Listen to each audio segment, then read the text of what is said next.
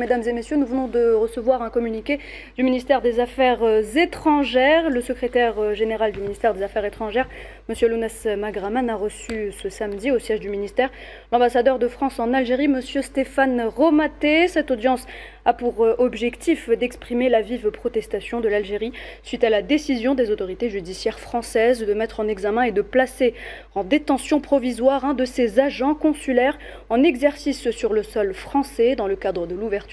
d'une information judiciaire sur un supposé enlèvement du voyou Amir Boukhors, dit Amir DZ, en 2024. L'Algérie rejette fermement, tant sur la forme que sur le fond, les motifs invoqués par le parquet antiterroriste français à l'appui de sa décision de mettre en détention provisoire son agent consulaire. Sur le plan de la forme, l'Algérie rappelle que l'agent consulaire a été arrêté en pleine voie publique, puis placé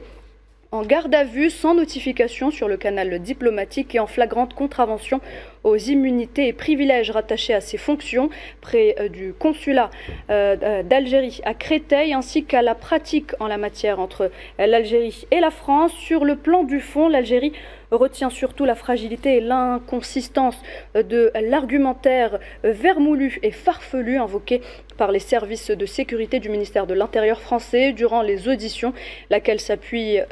appuie cette cabale judiciaire inadmissible sur le seul fait que le téléphone mobile de l'agent consulaire inculpé aurait borné autour de l'adresse du domicile de l'énergumène Amir Boukhors.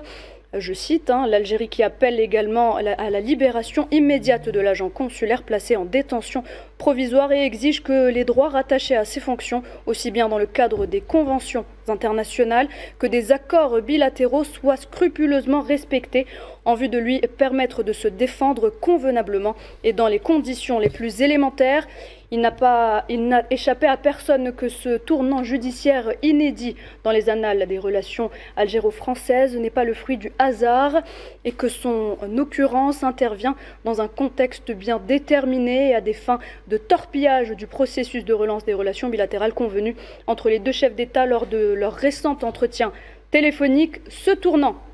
judiciaire malheureux et malvenu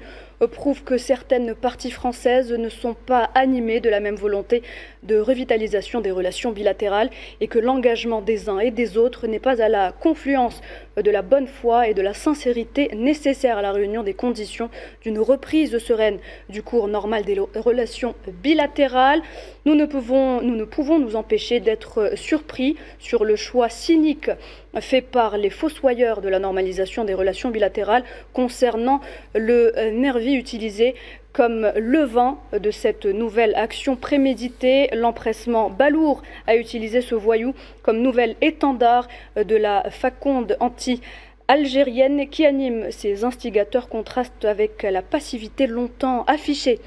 dans le traitement des demandes d'extradition émises par les autorités algériennes à l'encontre de cet activiste subversif et lié à des organisations terroristes. Enfin, ce nouveau développement inadmissible et inqualifiable causera un grand dommage aux relations algéro-françaises et ne contribuera pas à l'apaisement. L'Algérie n'a pas l'intention de laisser cette situation sans conséquence, tout comme elle veillera à assumer pleinement et résolument la protection de son agent consulaire.